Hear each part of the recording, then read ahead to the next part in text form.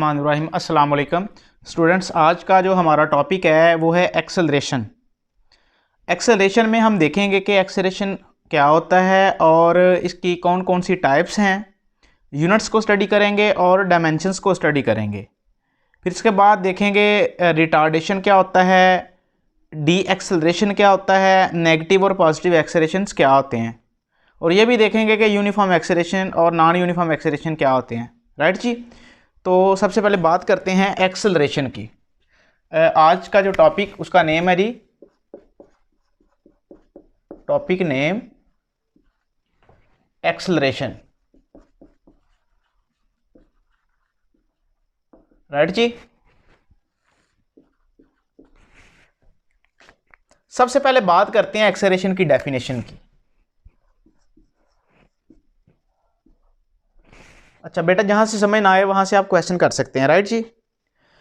तो एक्सेलरेशन की जो डेफिनेशन है उसको हम वेलोसिटी से जो है ना वो रिप्रेजेंट करेंगे। बात करते हैं डिस्प्लेसमेंट की। तो डिस्प्लेसमेंट क्या होता है? The shortest distance between two points. दो पॉइंट्स के दरमियान में जो शॉर्टेस्ट डिस्टेंस होता है उसको डिस्प्लेसमेंट कहा जाता है। फिर डिस्प्लेसमेंट के बाद हमने स्टडी किया था वेलोसिटी को, क्योंकि वेलोसिटी डिस्प्लेसमेंट से ड्राइव होती है।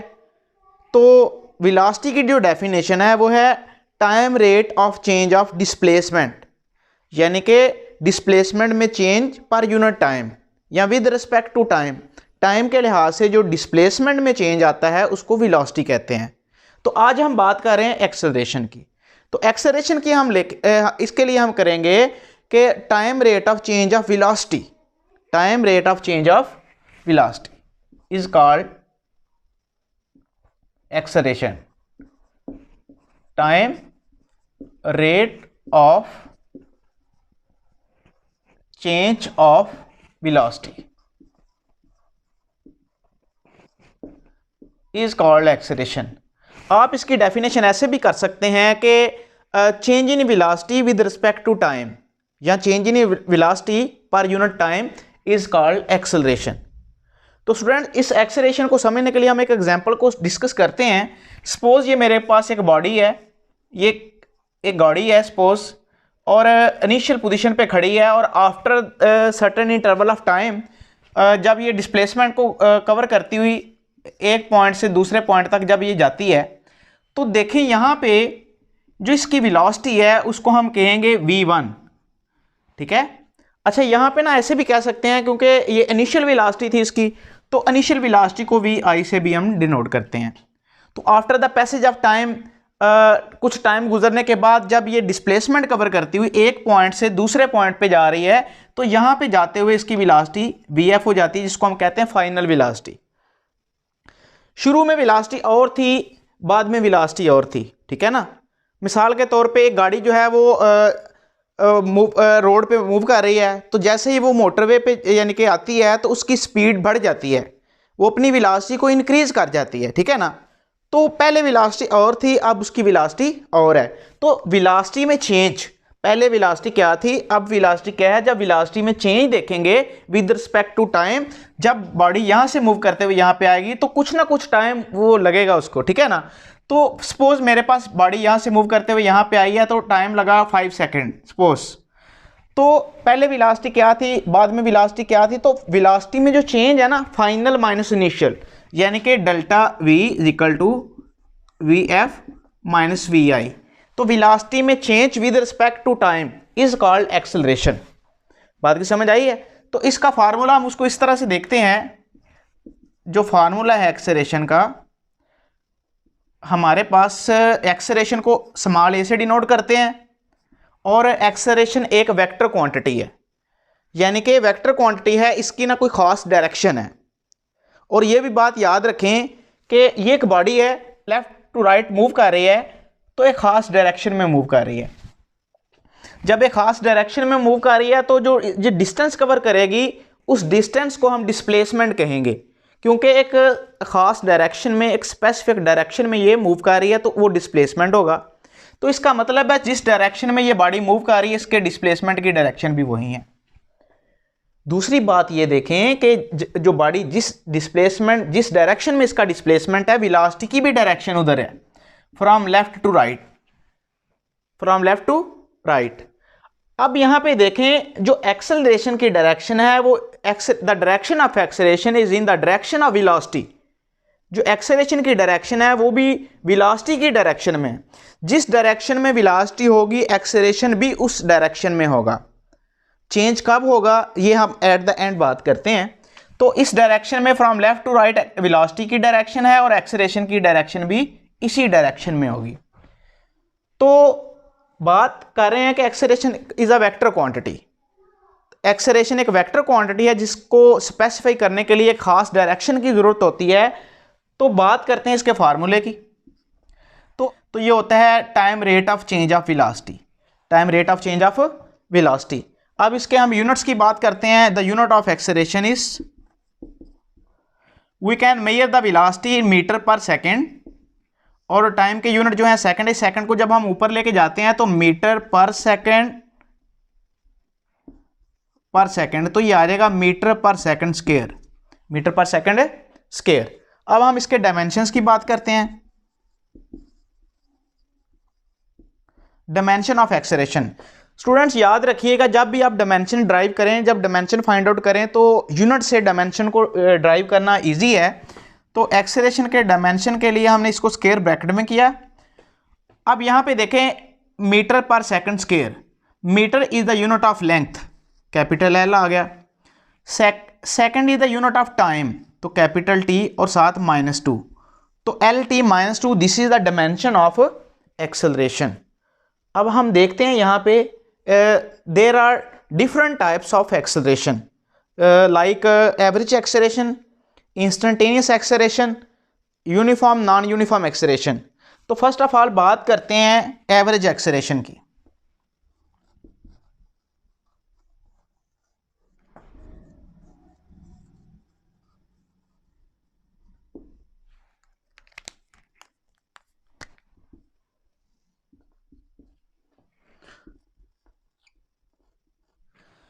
एवरेज एक्सेलरेशन की बात करते हैं जी। एवरेज एक्सेलरेशन में हम देखते हैं कि हमारे पास दो बॉडीज हैं, first is on initial position और this is on second position. इसकी वेलोसिटी वी आई है और इसकी वेलोसिटी वी एफ है। तो वेलोसिटी में change with respect to time, इसको कहते हैं एवरेज एक्सेलरेशन। एक दफ़ा मज़ीद इसको डिस्कस करते हैं। एवरेज एक्सेलरेशन को समझने के लिए हम इस एग्जांपल को लेते हैं कि सपोज पहले आपकी velocity initial velocity v i है, ये आपकी जो वेलोसिटी है फर्स्ट वो है 5 मीटर पर सेकंड, यानी कि 1 सेकंड में 5 मीटर का जो डिस्प्लेसमेंट है वो बॉडी कवर कर रही है। अब जब बॉडी यहाँ से initial position to final position move करके आती है तो उसकी स्पीड हो जाती है, वेलोसिटी उसकी हो जाती है 10 मीटर पर सेकंड। तो वेलोसिटी में जो टोटल चेंज आ रहा है delta v is equal to v F minus we i, तो ये हमारे पास आ जाएगा 10 metre per second minus 5 metre per second, तो this is equal to 5 metre per second. तो this is change in velocity. Total velocity में जो चेंज आ रहा है वो है 5 मीटर पर सेकंड। तो जो एवरेज वेलोसिटी होती है ये रेशो होती है कि total change in velocity to the total time taken. तो इसकी डेफिनेशन हम लिखते हैं फिर, the ratio of the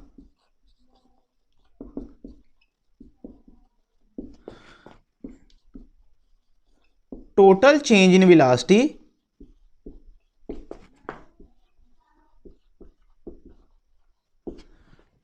to the total time taken,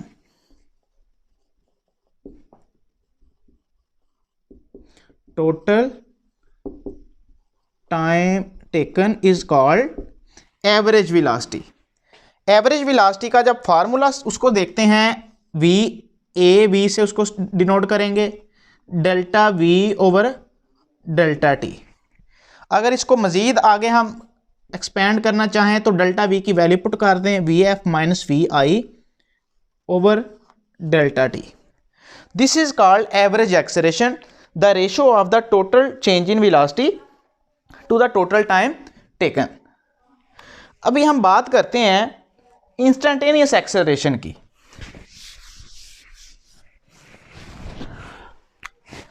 next type is instantaneous acceleration.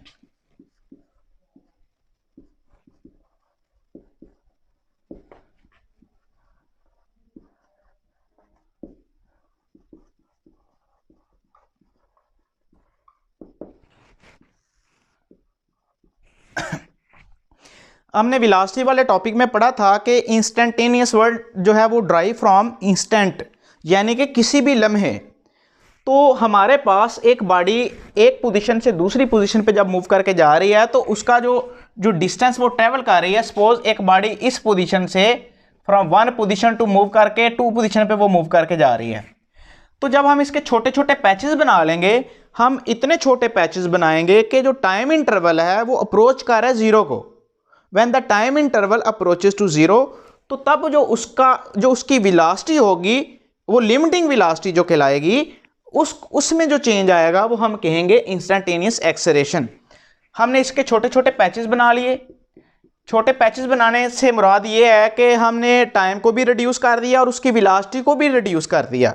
Suppose यहाँ पे वेलोसिटी थी 5 metre per second, 5 metre per second. अब जैसे जैसे हम इसको रिड्यूस कर रहे हैं तो टाइम अप्रोच कर रहा है जीरो को और जो वेलोसिटी है वो भी डिक्रीज कर रही है। तो एक ऐसी स्टेज जहाँ पे टाइम जीरो को अप्रोच करे, उस कंडीशन में हम कहते हैं this is called instantaneous acceleration. जो इंस्टेंटेनियस एक्सेलरेशन का जो फार्मूला होता है उसको हम डिनोट करते हैं AINS is equal to the limiting value of delta V over delta T following the time T approaches to zero. इसकी डेफिनेशन हम इस तरह से कर सकते हैं, the limiting value of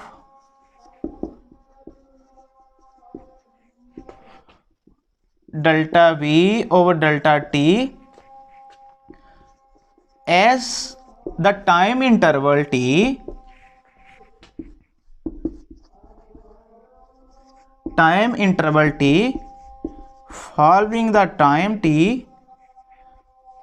following the time T approaches to zero. This is called instantaneous acceleration। यानी कि जब टाइम जीरो को अप्रोच कर रहा हो तो जो वेलोसिटी में जो चेंज आ रहा होता है उस चेंज को कहते हैं इंस्टेंटेनियस एक्सेलरेशन। राइट जी। अब यहाँ पे दो तीन बातें यहाँ पे डिस्कस करते हैं। इसके बाद हमारे पास जो एक्सेलरेशन की जो टाइप हैं, एक है जी पॉजिटिव एक्सेलरेशन। क्या होता है?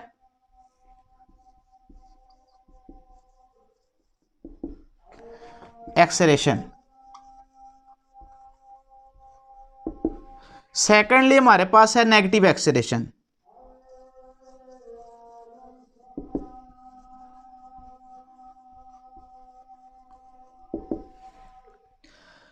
हमेशा से बेटा ये बात याद रखें कि जब बॉडी की जो वेलोसिटी है वो ग्रेजुअली इंक्रीज करे, दर्जा बदर्जा इंक्रीज करे।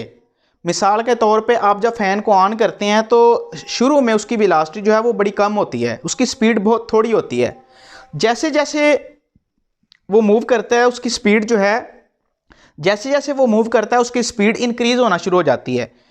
तो जब वेलोसिटी में ग्रेजुअली इंक्रीज आता है, when the velocity is gradually increased, then the acceleration is called positive acceleration। मिसाल के तौर पे आप एक स्मूथ रोड पे मूव कर रहे हैं, अब तकरीबन 5 किलोमीटर आपने मूव किया है, उसके बाद एक नया रोड आ गया जैसा कि मोटरवे है, उस पे आपकी स्पीड मज़ीद इंक्रीज कर गई। ठीक है ना। तो जब बॉडी की वेलोसिटी ग्रेजुअली इंक्रीज कर रही हो तो जो एक्सेलरेशन होता है उसको पॉजिटिव एक्सेलरेशन कहा जाता है। राइट जी। आगे है जी नेगेटिव एक्सेलरेशन। नेगेटिव एक्सेलरेशन को भी समझना बहुत आसान है। जब आपकी वेलोसिटी ग्रेजुअली डिक्रीज कर रही हो, मिसाल के तौर पे आपकी गाड़ी में पेट्रोल ख़त्म हो गया, पेट्रोल ख़त्म होने से आपका जो इंजन है अब वो बंद हो गया, तो आपकी जो बॉडी है वो ग्रेजुअली उसकी वेलोसिटी डिक्रीज करते हुए जा रही है और एट द एंड वो बॉडी रुक जाती है। तो जो ही आपकी बॉडी की वेलोसिटी डिक्रीज करना शुरू हो जाए तो तब उसका जो एक्सेलरेशन होगा उसको नेगेटिव एक्सेलरेशन कहा जाएगा। एक और बात यहाँ पे याद रखें, सपोज एक बॉडी जो है वो मूव कर रही है फ्रॉम लेफ्ट टू राइट, तो उसकी वेलोसिटी की डायरेक्शन भी है फ्रॉम लेफ्ट टू राइट। और उसका जो एक्सेलरेशन है उसकी डायरेक्शन भी है फ्रॉम लेफ्ट टू राइट। लेकिन जब हमारी बॉडी का जो इंजन है या पेट्रोल ख़त्म होने से इंजन बंद हो गया, ग्रेजुअली बॉडी अगर उसकी वेलोसिटी डिक्रीज कर रही है तो वेलोसिटी तो इसी डायरेक्शन में होगी फ्रॉम लेफ्ट टू राइट, लेकिन एक्सेलरेशन की डायरेक्शन यहाँ रिवर्स हो जाएगी, यानी कि वेलोसिटी की डायरेक्शन ये होगी और एक्सेलरेशन की डायरेक्शन रिवर्स हो जाएगी अपोजिट डायरेक्शन में, एंटी पैरेलल। बात की समझ आई है? तो इस एक्सेलरेशन को कहते हैं नेगेटिव एक्सेलरेशन। इसके दो नाम और भी हैं, इसको डी एक्सेलरेशन भी कहा जाता है। यानी कि अच्छा यहां पे ना एक केस और भी है, जब हम सडन ब्रेक अप्लाई करते हैं तब भी हमारी बॉडी की स्पीड जो है वो यानी कि वो डिक्रीज करना शुरू कर देती है। तो बाय अप्लाइंग ब्रेक्स, तो जब ब्रेक्स हम अप्लाई करते हैं तो उससे भी जो बॉडी की जो वेलोसिटी है वो ग्रेजुअली डिक्रीज करना शुरू कर देती है। तो इस कंडीशन में जो एक्सेलरेशन होता है उसको नेगेटिव एक्सेलरेशन कहते हैं और उसकी जो डायरेक्शन है वो वेलोसिटी के रिवर्स होती है, अपोजिट डायरेक्शन में होती है। तो इस नेगेटिव एक्सेलरेशन को डी एक्सेलरेशन भी कहते हैं और इसका एक और नेम है रिटार्डेशन। रिटार्डेशन भी इसको कहा जाता है। बात की समझ आ गई है? ओके। अच्छा अब यहां पे बात करते हैं यूनिफॉर्म और नॉन यूनिफॉर्म एक्सेलरेशन क्या होता है। हमने वेलोसिटी वाले टॉपिक में पढ़ा था कि बॉडी जब इक्वल डिस्प्लेसमेंट कवर करती है in equal interval of time, this is called uniform velocity. अच्छा यहां पे हम ये देखते हैं कि वेलोसिटी जब यूनिफॉर्म होगी, यानी कि जब बॉडी इक्वल डिस्प्लेसमेंट कवर कर रही है इक्वल इंटरवल ऑफ टाइम में, तो इसका मतलब है वेलोसिटी यूनिफॉर्म है। तो जब वेलोसिटी यूनिफॉर्म होगी तो हमारे पास जो एक्सेलरेशन होगा वो भी यूनिफॉर्म होगा। और हमने वेलोसिटी में ये चीज़ भी पढ़ी थी कि when a body cover unequal displacement in equal interval of time, जब बॉडी अनइक्वल डिस्प्लेसमेंट कवर करती है इक्वल इंटरवल ऑफ टाइम में, तो तब जो वेलोसिटी होती है उसकी तो उसको हम नॉन यूनिफॉर्म वेलोसिटी कहते हैं। बॉडी अनइक्वल डिस्प्लेसमेंट जब कवर करती है इक्वल इंटरवल ऑफ टाइम में तो उसको हम क्या कहते हैं? Non uniform velocity. तो जो नॉन यूनिफॉर्म वेलोसिटी से जो बॉडी मूव करेगी तो उसका एक्सेलरेशन भी नॉन यूनिफॉर्म होगा। बात की समझ आई है? अच्छा यहां दो पॉइंट्स मैं और आप लोगों के साथ डिस्कस करूंगा, ये अक्सर पेपर में एमसीक्यूज के तौर पे आ जाते हैं कि ऐसी कंडीशन जिसमें इंस्टेंटेनियस वेलोसिटी और एवरेज वेलोसिटी आपस में इक्वल हो जाएं, इनकी वैल्यूज आपस में इक्वल हो जाएं, तो वेलोसिटी जो बॉडी है वो यूनिफॉर्म वेलोसिटी से मूव करेगी।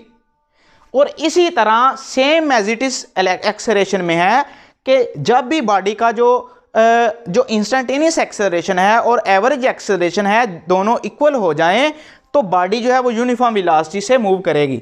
अगर इक्वल नहीं होंगे तो नॉन यूनिफॉर्म वेलोसिटी से मूव करेगी। जब इंस्टेंटेनियस और एवरेज एक्सेलरेशन आपस में इक्वल हो जाएंगे तो हम कहेंगे कि बॉडी यूनिफॉर्म एक्सेलरेशन से मूव कर रही है। बात की समझ आई है ना? यहां पे ना एक दो चीज और मैं आप लोगों के साथ डिस्कस करना चाहता हूं। जब भी मैं सपोज मेरे पास एक डस्टर है, इस डस्टर को मैं थ्रो कर रहा हूं इन अपवर्ड डायरेक्शन, ऊपर की तरफ मैं इसको थ्रो कर रहा हूं। अब देखें ये मूव कर रहा है अपवर्ड डायरेक्शन में, तो मूव जिस डायरेक्शन में मूव करता है बॉडी के डिस्प्लेसमेंट भी उधर होता है, जिस डायरेक्शन में डिस्प्लेसमेंट होता है वेलोसिटी भी उधर होती है। अब देखें वेलोसिटी इसके अपवर्ड डायरेक्शन में है, लेकिन इसका जो एक्सेलरेशन है वो डाउनवर्ड डायरेक्शन में है। इसकी वजह क्या है? इसकी वजह यह है कि जैसे जैसे बॉडी ऊपर जा रही है due to gravity, due to the force of gravity, earth की जो फोर्स ऑफ ग्रेविटी है वो डाउनवर्ड डायरेक्शन में है, ठीक है ना? तो जैसे जैसे बॉडी ऊपर जा रही है इसकी जो स्पीड है, इसकी जो वेलोसिटी है उसमें यानी कि वो कम हो रही है, उसमें डिक्रीजनेस आ रही है। तो जैसे जैसे वेलोसिटी डिक्रीज हो रही है तो बॉडी एट द एंड जाके रुक जाएगी। तो जैसे जैसे वेलोसिटी बॉडी ऊपर जाते हुए डिक्रीज होगी इसकी वेलोसिटी, तो एक्सेलरेशन की डायरेक्शन अपोजिट है। हमारी बॉडी ऊपर की तरफ जा रही है डिस्प्लेसमेंट कवर करते हुए, इसका एक्सेलरेशन जो है डाउनवर्ड डायरेक्शन में है due to force of gravity, due to force of gravity. तो इस एक्सेलरेशन को हम कहते हैं ग्रेविटेशनल एक्सेलरेशन।